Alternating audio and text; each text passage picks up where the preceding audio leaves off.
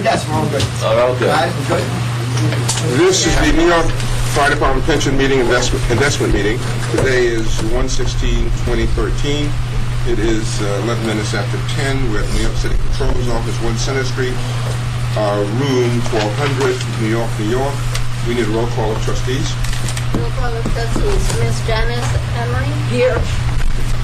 Mr. Larry Schwab? Present. Mr. Justin Holt? Here. Mr. Steve Cassidy? James Levin has Stephen Cassidy, proxy.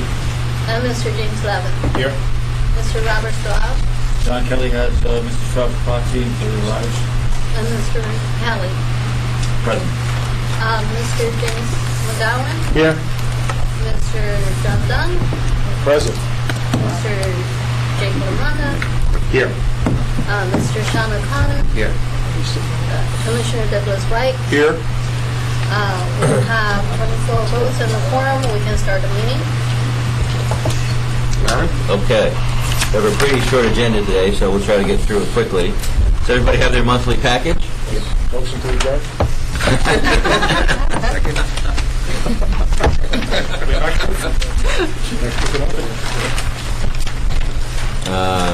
Simi, you want to sit there? Anyway. You have an extra one? We have an extra one of these, right? Where's Martin? Sir? There it is. Okay. So let me give you a quick highlights, and then we'll get to the numbers. So basically what's gone on, and again, just to give you an update since it's the beginning of a new year. So there were a bunch of risks coming out of the summer that were big, kind of like boogeyman, that scared everybody. And then the risk went away. So the first risk was Europe was going to implode. And the ECB said, we're all in. We don't like the markets determining our interest rates, so interest rates are down in Europe, and things are better. Then the Fed said, look, we're going to keep rates low through the middle of 2015. Don't worry about that. Then we had the presidential election, and Obama got reelected. Then in the first week of January, the tax part of the fiscal cliff ended. So all those things are productive. So one by one, the boogeymen have gone away. And when the boogeymen go away, stock markets go up, people hiding in treasuries go away. So that's basically what's happened over the last quarter. So every month or so for the current fiscal year, we've made some money. Pretty consistently. So if you jump, and I mean jump, to page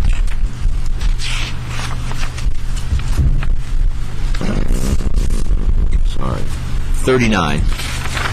I'll skip all the pictures.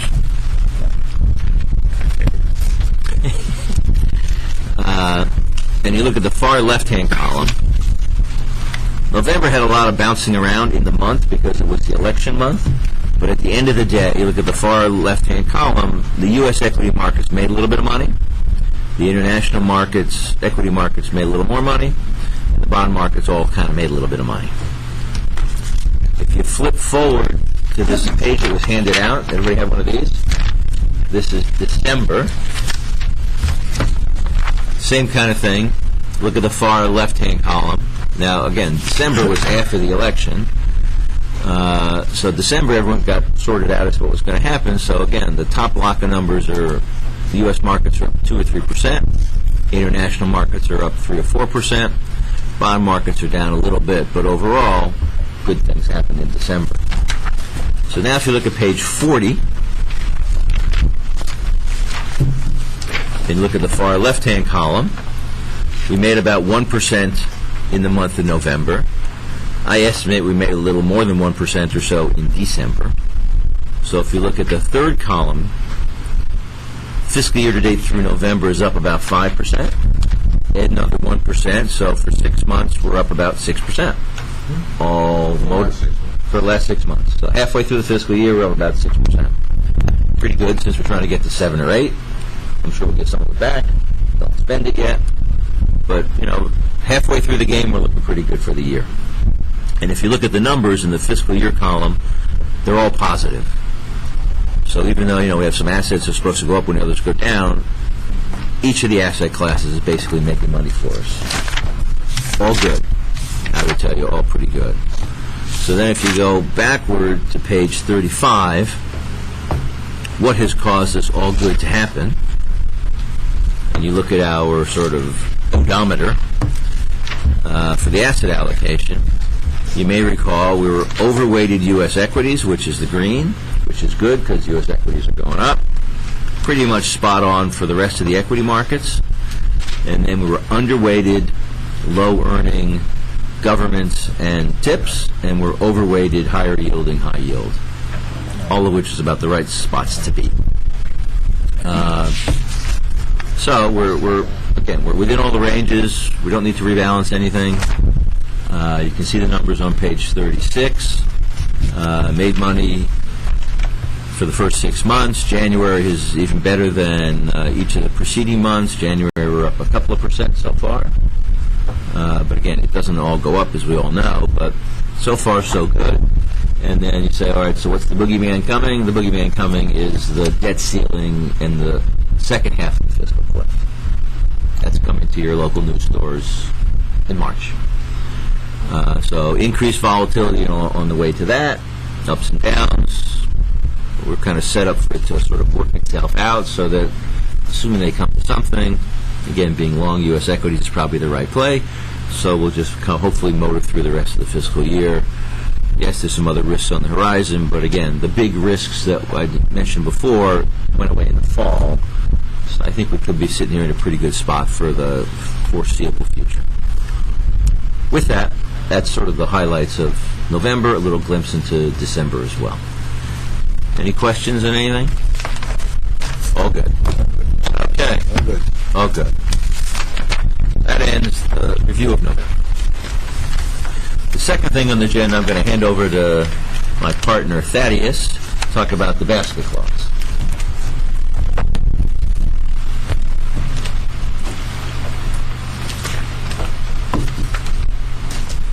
We have a color presentation.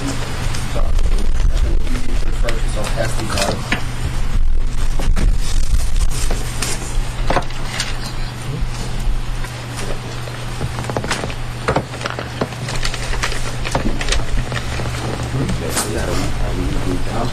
Are we going to do that one here too? Yeah, so I'll turn it over to you. Yeah, that's fine. Just want to make sure. All good.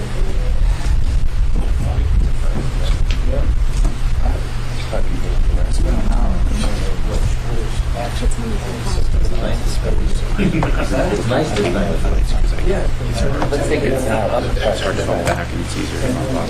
So I go back to 5. So as the presentation makes its way around, and I'm sure the board recalls that we've had a number of conversations about the need to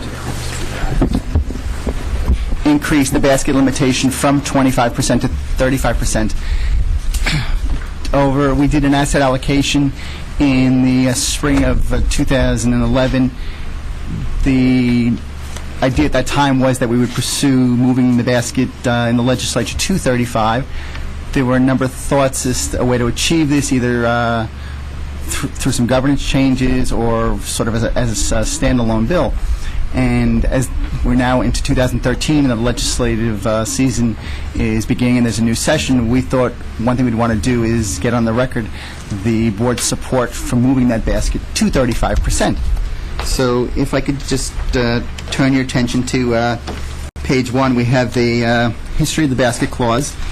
And briefly, the basket is a provision of the state's retirement and Social Security law, and all 8 funds for the state work under the same constraint.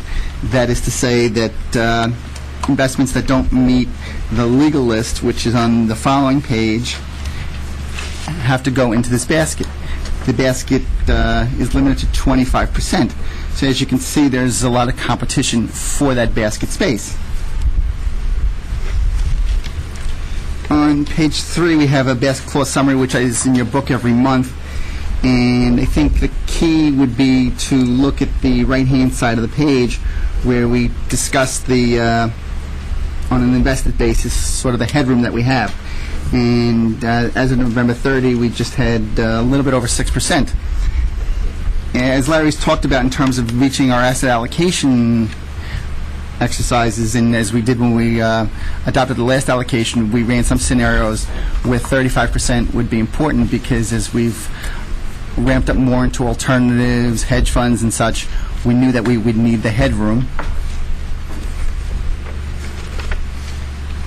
And as you can see, there's a number of places on this page, on page 3, that you could look at, for instance, but one might be hedge funds. Seema and her team, have done a great job in moving us towards the hedge fund area, and as we ramp up further and further, that's investments that will need to be in the basket. The following page is some of our peers and who has some sort of constraints and who doesn't. It's Can I take you back to page 3 for a second? sure. So if you look at the second to last column on the right, and all the way down at the bottom, this is the remaining capacity, 6%, and this is based on assets in the ground. So the assets in the ground, to Thad's point, it says 2.3% for hedge funds, but our target is to get to 5%. So that would say that adds another 3%. And then if you look at something like private equity, it doesn't include unfunded commitments, and we probably have another 2% of unfunded commitments. And then in real estate, we probably have another 1% of unfunded commitments. Now, they all don't get drawn down, but they're kind of out there. And then when you add opportunistic fixed income also, which is 1.2% in the ground, we probably have another 2% of unfunded. It all slowly adding up to, where we got on this journey of here's the asset allocation, walk it up, and then the next stop is a higher number. So we're executing the plan that we all adopted 18 months ago, but it was sort of predicated on at some point we fixed this basket clause issue. So as Larry said, this is entirely consistent, the presentation, with the asset allocation we adopted and moving forward with what we had discussed previously. The page with the top funds allocation and performance, you can see many of our peers work off a prudent person standard. And, that's not our request here, to the extent that we've had discussions with many of you, and I think as a point of strategy, the best way to go forward is to try to increase the basket to 35%. On page 5, we just have a couple of examples of even how folks who have some sort of constraints, it varies by state, the definition. And I think it goes back to the earlier page, where so much of our alternative program is really in the basket. So what we're looking for today is to have the board approve on the record the Comptroller's Office working with you and various stakeholders to try to achieve a 35% increase to the basket through legislative change in Albany. We've had a history of working together in the past, happened in the late 90s and also again in 2006, and that's how we got to the last change was in 2006, and that's how we got to the current basket. And if it pleases the board, what I'd like to do is turn it over to Doug Mosley from NEPC. NEPC did some scenario analysis of how their asset allocation would impact where we're going forward and help us establish the need for this change. So to further the discussion, as we've done in the past, we look at how your policy is projected to return, and then look at some of the alternatives where you could consider policy targets that have more non-basket categories, some new and some expanding of your existing. So as background, NEPC each year does an update that we start in October, where we go through the data and look at our individual asset class assumptions. So what do we think the U.S. equity market's going to return, and what kind of volatility do we expect to experience over a 5 to 7 year time cycle?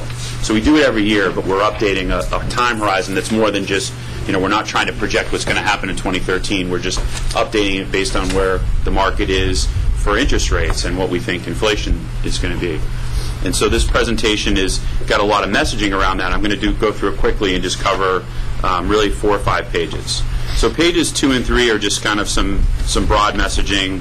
We obviously had a great calendar year. Your returns are going to be up at least 12.5% for the calendar year. I think given all the uncertainty that we've experienced with the geopolitical events and other things that have come across the markets, awareness over the last year, it's a pretty good outcome. But what that means is that our expectations for the future, because prices have risen on stocks and bonds have had, prices rise as well in most of the credit or the more riskier bond categories, that means that our future expectations are actually lower, and I'm going to really focus on that. If you turn to page 3, I think the messaging we've given to clients is that the real driver of these projections is really economic growth. We still are concerned that the U.S. probably won't be able to grow more than 2% a year over the 5 to 7 year cycle. Europe, we think, is a little less than that. And then the emerging markets have a little bit more upside, more like 3 or 4%. And so those kind of assumptions are reflected here. I was talking with Bob before the meeting, and he mentioned the idea of it's a competitive devaluation, which is another way of saying the race to the bottom. Japan, the U.S., and Europe all want their currencies to become more attractive. They all have debt problems, and one way to solve your debt problem is to devalue your currency and also reflate your economy, so kind of spark inflation. And Japan has just gone through a political change, in the fall, and now they're really going at it, and their currency is starting to move. The U.S. has had kind of a political status quo, but we still have some of the same conditions in place as a country like Japan. So those are going to drive a lot of our returns. So if you skip to page 15, I'll show you the return assumptions for each asset class.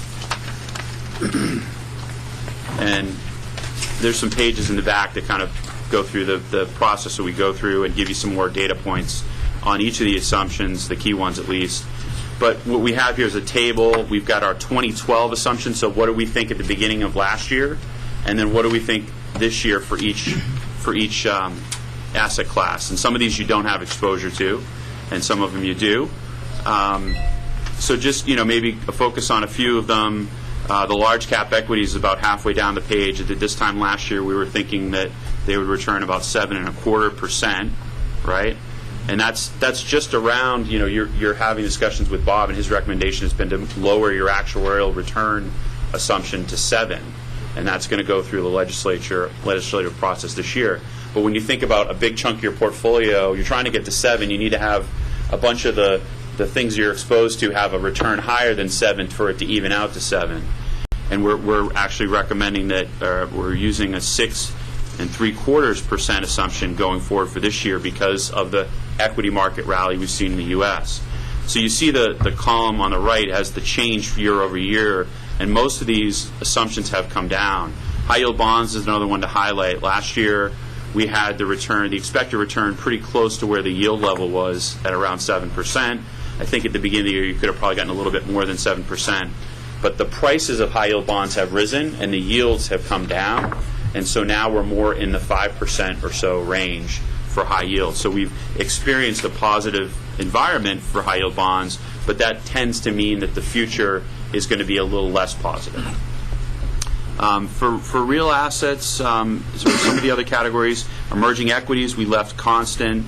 Emerging equities have actually trailed the U.S. and some of the other equity markets over the last couple of years. They had a nicer rally in the second half of last year, but we still think that they're relatively attractive, and they're the highest returning kind of public asset class here. And then hedge funds and some of the other categories really reflect the broader opportunity set having coming down, with cash rates still very low, and credit spreads having moved in, and that reducing the potential for some of the opportunistic managers like hedge funds. Yeah. Doug, just for the record, are these gross of expenses or net of expenses? These are designed to be a market return that is net of expenses. So we are not assuming any value add from managers.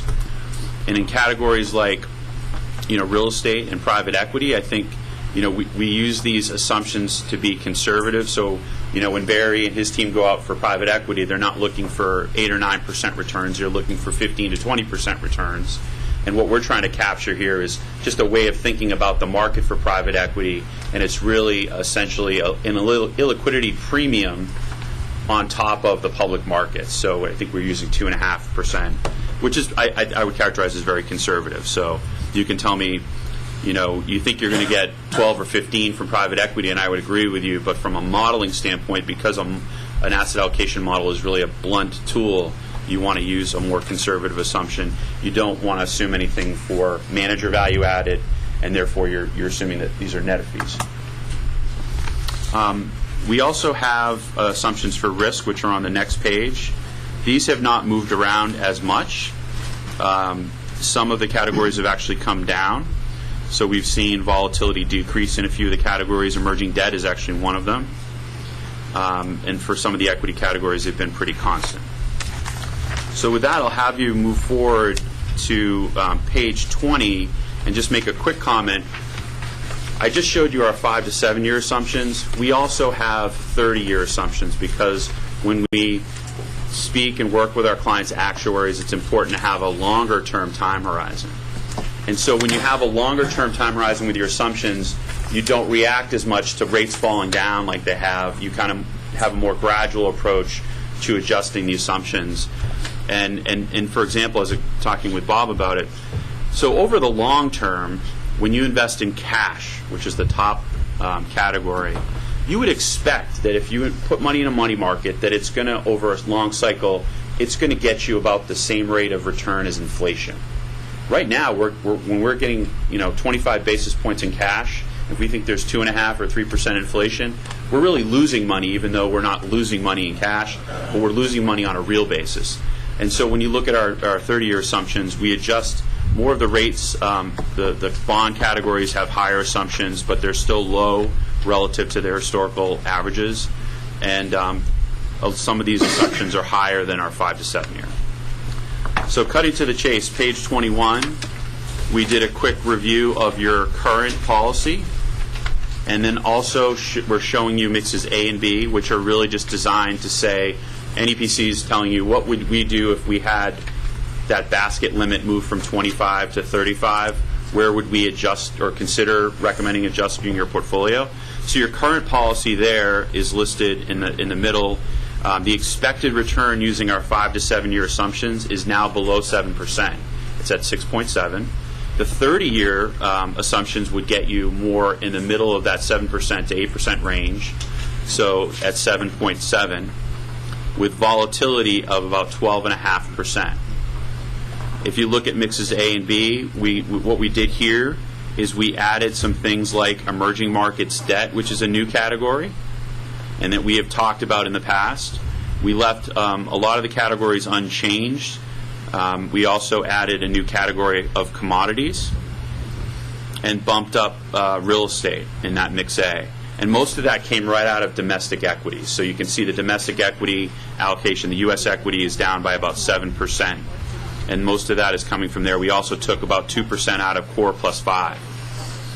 As unattractive as bonds are right now, there's still the balance, the low-risk balance in your portfolio, and you still need to maintain a position in bonds to hedge against, what I call the risk of being like Japan and having this low-rate environment, or even a situation where rates fall further. Mix B just goes a little beyond that. Again, it keeps the commodity allocation, the emerging debt. It expands private equity and real estate. And again, it reduces the mix of U.S. and international equities, although I did bump up emerging equities by 1% there. So that would be more of a balanced portfolio where you have a larger allocation to illiquid and alternative investments. Call it a third of your portfolio if you lump commodities in there, a third in bonds and specialty bond categories, and about a third or a little more in equity categories. And that would get you a return that's on a 5 to 7 year basis closer to that 7% that is the new actuarial recommended return assumption. And then on a 30-year basis, it would still be pretty competitive in terms of giving you a higher 7.8% return with about 5 to 10% less volatility than we project your portfolio to have right now. So I think, in terms of the discussion on the basket clause, what we would advocate is that we would help you make a case with the legislature We would help you in any way we can in terms of contacting the other New York State funds, making sure that everyone's rowing in the same direction to have that get consideration this year. Excuse me. So what we'd like to do today is have the board support the motion that we pursue amending the retirement Social Security law to increase the basket from 25% to 35%. So if that's okay. I have a question or two. Sure. So I know that we've talked about raising the basket, or you guys have presented this as a recommendation. I'm sorry. So I know as we went through our asset allocation exercise a year and a half ago that we talked about the possibility of needing to raise the basket clause from 25 to 35%, that this was an option for us to consider. But as I'm looking through Thad's presentation, on page, let's see. Well, I don't know what page it is, but it's this page where we talk about examples of investments. Page 3. Yeah. Page what, please? Page 3. Page Example of 3. investments. It occurs to me that a lot of these assets that are part of the basket investments are now very, very mainstream today. I mean, it's not just, public funds or foundations and endowments that hold these, I mean, corporate funds and foundations and endowments who hold these assets today. Public funds are invested in hedge funds, public funds are in private equity, they're in real estate. Non-U.S. equity, I mean, come on, that is extremely mainstream today. And so I guess what I would like to see is why 25 to 35% is actually the best alternative for us.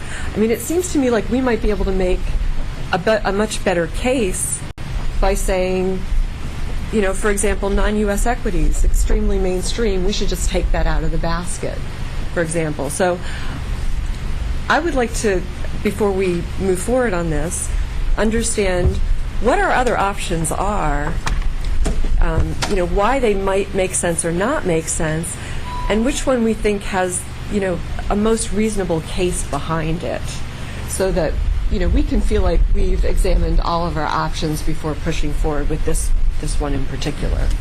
So if I'm understanding you correctly, you just want to take what used to be basket stuff and make it legal list investments, Well, correct? Or I'm not saying that's what I want to do, but I'm saying, is that an alternative? is that an alternative, and is that maybe a better Does that alternative? require legislation, or?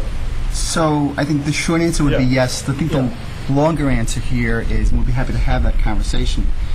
Over the years, as the basket has been amended, folks, and many of the folks around the table have spent a lot more time in Albany than I have, and can probably add to this better than I.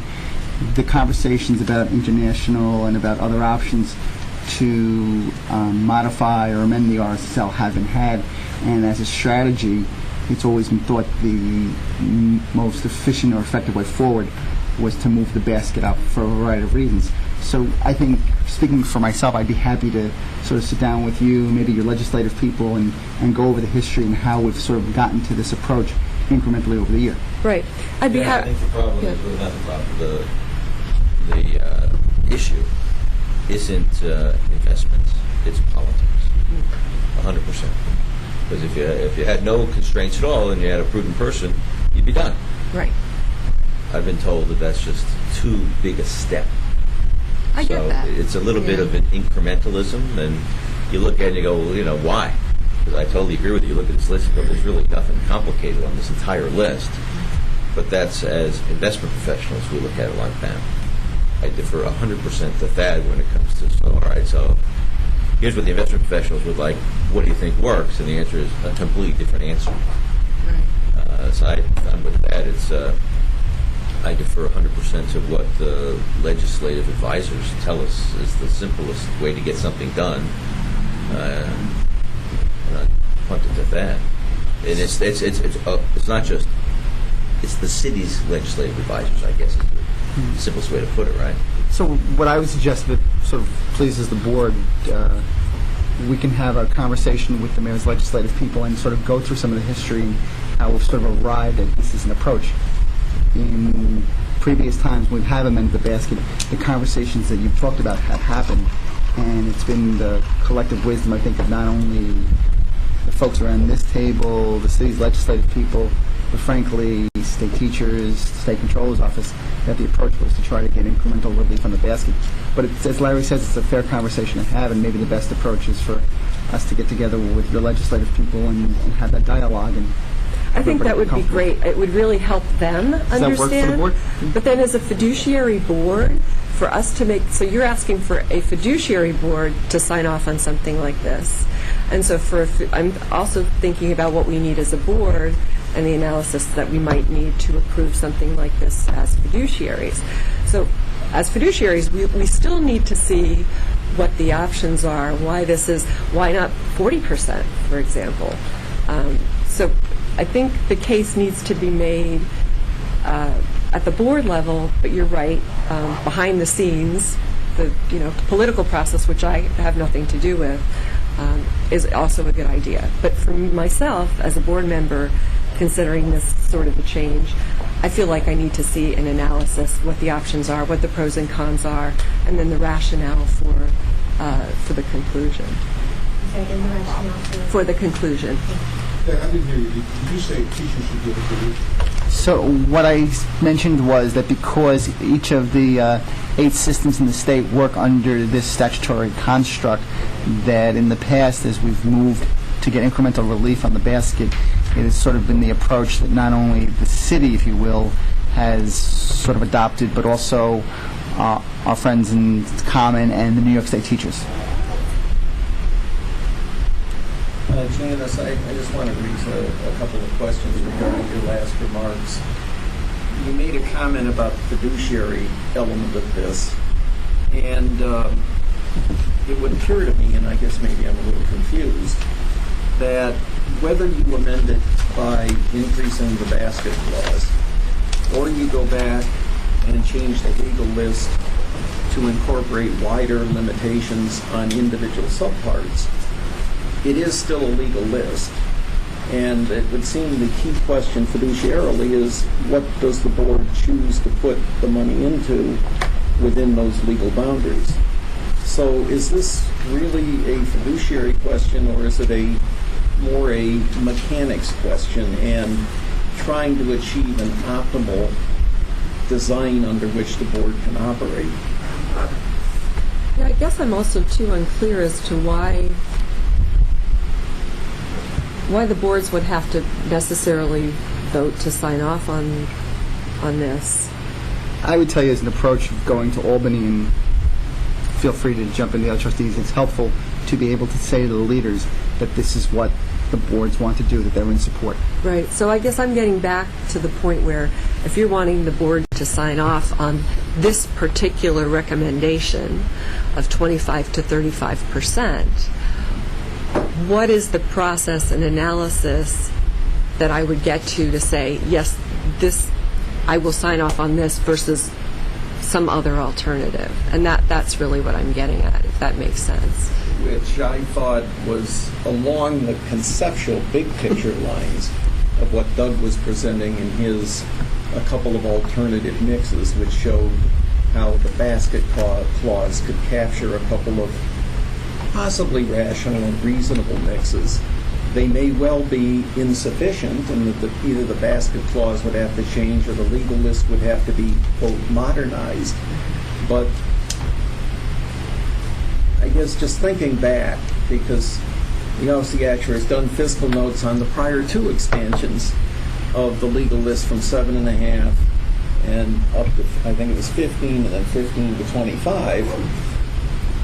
In the end, I think the boards have just been supportive on the theory that the boards, taking a vision of the risk-reward profile they would like to have, wanted a legal list within which they could operate. There have been discussions in the past about throwing out the legal list and going to a prudent man fiduciary kind of thing. My own remembrance of those is that getting something like that enacted in Albany is that is a complex discussion far beyond changing one number in one line of statute. The end result may be very little different. The fiduciary part of it, the prudent man is bigger. But when it comes to the issue of accomplishing the goals and objectives of the board, whether you do it through expanding the basket clause or you modernize the entire thing, would just seem to me to be consistent in their objectives. But the basket clause expansion just happens to be easier. I've seen and produced fiscal notes on bills raising non-equity U.S., doing other things because they were part of state legislation. And I have sensed, and this is just from the observation of the actuary, that tinkering with the legal list is always much more difficult than just looking to, for example, the basket clause, because each of the 8 systems have somewhat different things, and although they might agree to a conceptual modernization of the entire individual limits, they don't always necessarily agree on the subparts, but they collectively agree that they may want to achieve more, which can be accomplished for all 8 under just expanding the basket clause. So I started my questioning from the issue, I would think, in terms of the board supports. And by the way, I think it's very much like the actuary's recommendations and assumptions. I'm just going to get to that. The legislature just likes to know that the boards don't object. They have the authority and the right to do anything they please. Not only that, we had to support it. Right, and the legislators asked that question first. Yes. Are the boards happy? No, I get it. I And guess that piece of legislation, I just printed it up, as a matter of fact, it's 58 pages, just to change the assumption rate from 8 to 7. I can only imagine what this legislation would look like. Well, changing the basket clause, I suspect, is a grand total of about 1 page. And my fiscal note will be longer than the bill. But changing each of the subsets would expand it substantially and be subject to a lot more likelihood of defeat, because there'd probably be something in there somewhere that somebody didn't like. And so I would just suggest and observe or question whatever, if in the short run and maybe even the intermediate run, if this is the most expeditious way to give the individual fiduciaries on the board the ability to accomplish their risk-reward objectives, then I would encourage deferring to those who understand the legislative process, because I've seen this play out in many cases over the last 22 years, and I'm not sure that the legislature, it's a slam dunk to change any parts of this, but I think it's more likely to be accomplished with a simple, straightforward, where each of the 8 systems can weigh in as to what they individually want. And that also complicates it that there are other entities besides New York City involved in this. There are state entities. So this is the easiest way and most expeditious way to get it done. And we've talked in this room about how we get bogged down and things get dragged down, and we want to do investments quicker, move money quicker. I think that would help expedite that end also. We need a motion. Can I just say one more thing? Certainly, I appreciate everybody's good input. I still am not convinced. I'm seeing a mix B from NEPC that shows a potential 35.7% in the basket clause as giving us the best risk-return profile of any of the 3 mixes that we have. Raising the basket clause from 25 to 35% doesn't allow us to get to this mix. We're getting ahead of ourselves here. We're not voting on it. Right. I'm just saying, why is it 35? Why isn't it 40? And why is it maybe we should consider these other options? So I don't feel like I have enough information today to say, yes, I'm going to get behind 35% as the way to go. I just would like to see some more analysis of what our other options are that then gets me to that conclusion. I think that's all good, and I'm sure they'll put together analysis of additional options, but I think that alluded to it. You should really have a conversation with the mayors legislative people up in Albany to get a better understanding of the politics and how what may be in the best interest of the board, we may not be able to get past in Albany. We have to be realistic in what we're trying to accomplish here. Bob talked about it, John talked about it, Pat talked about it, and we can't go. We're probably not ever going to be able to go to the prudent investor standard when it comes to this stuff, and we're going to be stuck within the constraints of the basket clause. So politics is going to get in the way, and Albany is going to, there's always going to be someone that's going to raise their hand and say, I don't like the way this looks, so that's going to slow it down. So we have to be realistic in what we're going to put forward here and what we're going to vote on. Just for some historical perspective, I mean, we spent probably 6 to 8 months in the end of 2010 to the middle of 2011 doing asset allocations with the 25% basket. We looked at hundreds of different 35% cases. I'm not sure if you were here then or not. We looked at hundreds. And we all agreed, okay, within the 25% constraint, here's how it should be set up. With kind of an eye on the 35ers saying, look, we're on a journey. It's like your 5 to 7 versus 30-year assumptions. It's a 40-year plus life of a pension fund. Let's take the journey this direction. So we've been moving in that direction. And, to simply say it, the direction was less public equities, more alternatives. So we approved the new asset allocation, which also reduces volatility. And we've been effectuating that for the last 18 months. And I don't think we should lose sight of the fact that when we effectuate it, we do have unfunded commitments, and we do invest in volatile markets. And, we all said, well, you shouldn't have the investments get to 25% invested. You should save some room for the denominator effect. And we've sort of compounded the denominator effect a little bit by having something like opportunistic fixed income, which is basically when things go bad, you think they should be investing. Same thing with hedge funds. So we've kind of set it up that you're going to get perhaps a double whammy when the denominator effect comes. Your assets are going to go more into alternatives, which really makes you not walk up to that 25. So again, we're sitting around 20% invested with a bunch of unfundeds, and as much as I can be reasonably optimistic about the next 6 to 12 months of markets, who knows? So I'm very sensitive to what Jimmy said, which is, the legislature meets, whenever they meet, certain times of the year. And last year we had it teed up, and it was going to be hooked on to something that didn't happen. That was the governance thing. So we sort of literally missed an entire year.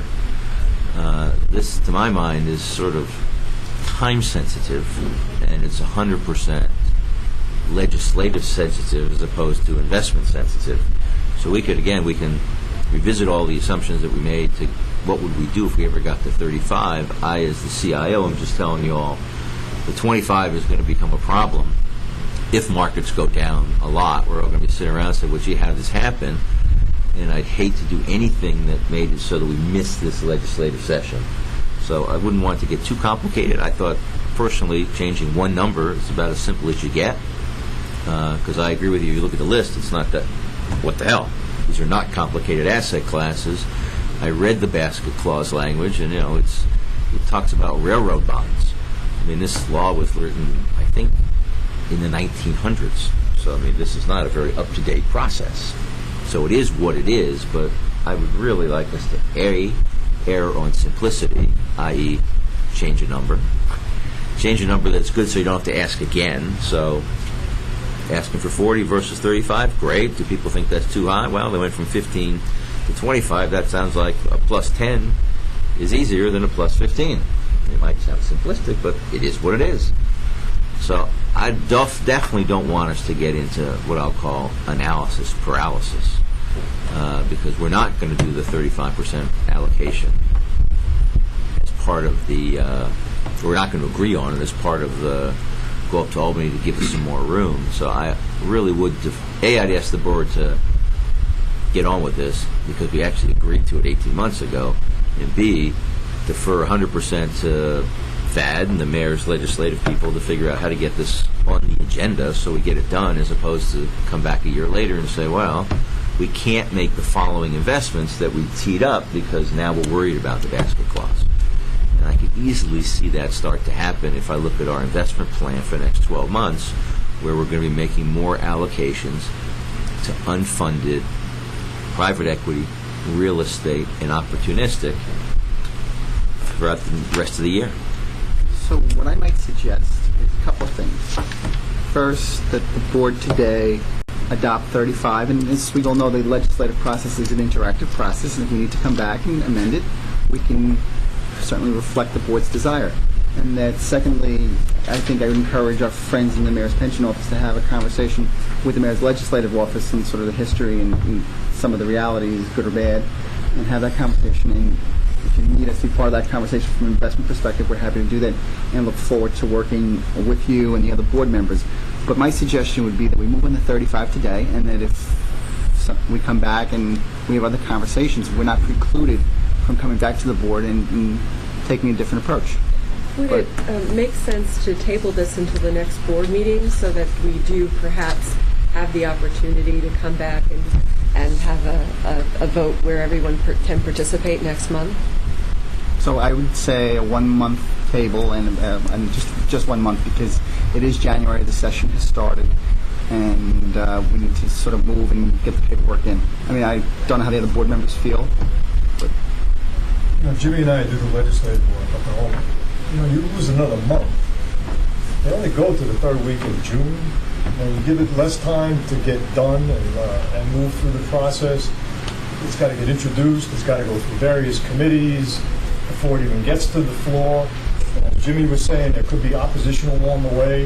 There could be opposition from the opposing parties. We can't even anticipate.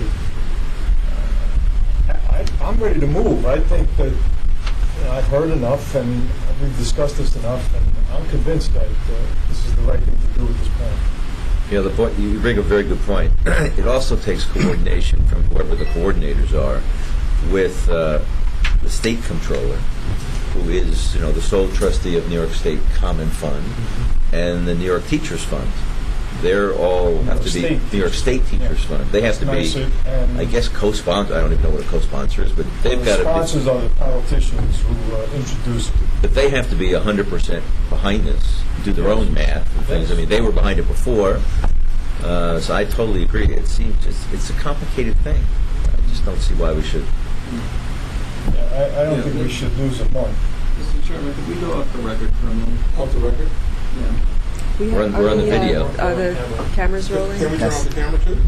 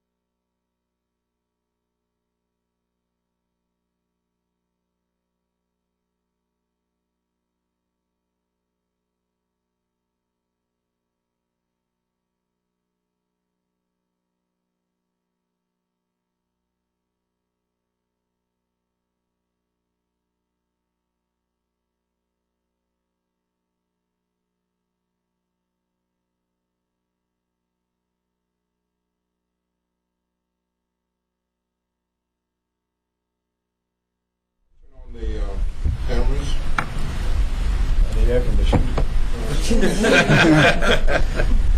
And the air conditioning. So I think that there's perhaps a motion to be made. Yes, York Way would like to make a motion that the fire pension board move ahead and increase the basket clause from 25 to 35%. Second. Any objections? Yes.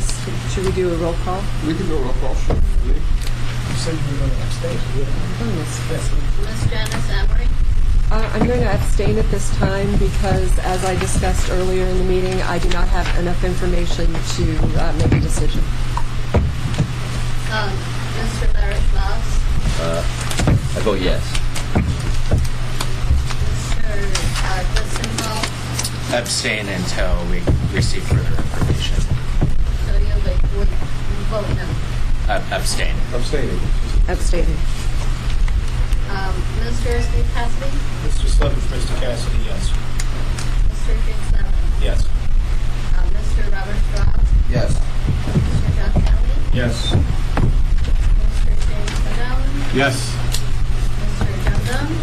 Yes, with the caveat that we're making this motion in the interest of expediting this action and that it will be revisited and discussed again next month. Mr. Jacob Monahan? Affirmative. Mr. Sean McCollum? Yes. Commissioner Douglas White? Abstained. We have 9 votes for no and 15 votes yes. And we have a quorum, so the motion carries. Okay, thank you very much. I'm sorry, just to clarify for the record, I think the 9 votes were not opposing votes, they were abstentions. That's I think correct. Bob's right. I think correct. Lee said on the record there were no votes. I think should be reflected as Abstentions. abstentions. Okay. I think that's the public agenda, I believe, right? Correct. Larry, you want to talk about that other thing? Oh, yes, we have one other thing, sorry, that's not on the agenda. Public? Public. As you know, there was a terrible incident involving firearms in Newtown, Connecticut, before Christmas. I think it was December 13th. And we're working with the other boards to see if it would be, if the board, we're preparing the financial analysis to see if it would matter if the boards wanted to divest their holdings of gun manufacturers. Just by way of background. They did that in the state this morning, right? Sort of. Yeah. Just for background, we're about an $8.6 billion pension fund, and the pension fund owns $1.4 million of gun manufacturers. The gun manufacturers are Smith & Wesson, Strum & Ruger, and Olin, and about half of that is in our index, in the Russell 3000 index, and the other half is in a couple of active managers. So, I mean, it's about 0.01% of the pension fund, or 0.1% of the pension fund. So it's not a material amount of the pension fund. That said, we're going through and working with NEPC on the financial ramifications of divestiture if the board chose to divest, and we'll come back to you next month with a financial analysis that says that. Again, we're doing that at all the boards with all the consultants, because some of them are a little more active than passive, but overall, the city has, I think, $14 million of gun manufacturers out of a portfolio of $130 billion. So it's immaterial. And we'll come back to this board with that analysis as well. And How much we have left? $1.4 million. Would that analysis include the performance? Yes. Great, thanks. Because I think fiduciarily we have the responsibility to look at that before we make any decision. Yes. Yes. We're going to bring you back that analysis. Let me just go back, Larry. You said $1.6 billion invested by fire. $1.4 million $1.4 million. Right. out of $8.6 billion fund. So Okay. 0.1, And it's 14 million citywide. yes, out of 130 billion. That's right. Most of that, Larry, right, is roughly 3,000. Here it's 50-50. So we'll be back to you next month with that. Okay. And this will come before the investment board before being approved or considered by the general board. We don't work that way. I think it's an investment board There's no decision. connection between the regular board meeting and the investment meeting at this point. But if the board so choose to take it up at a meeting, they can do that too. So that wasn't on the agenda, but I wanted to bring that to the board's attention. Okay. And that ends our agenda. Okay, public agenda that is.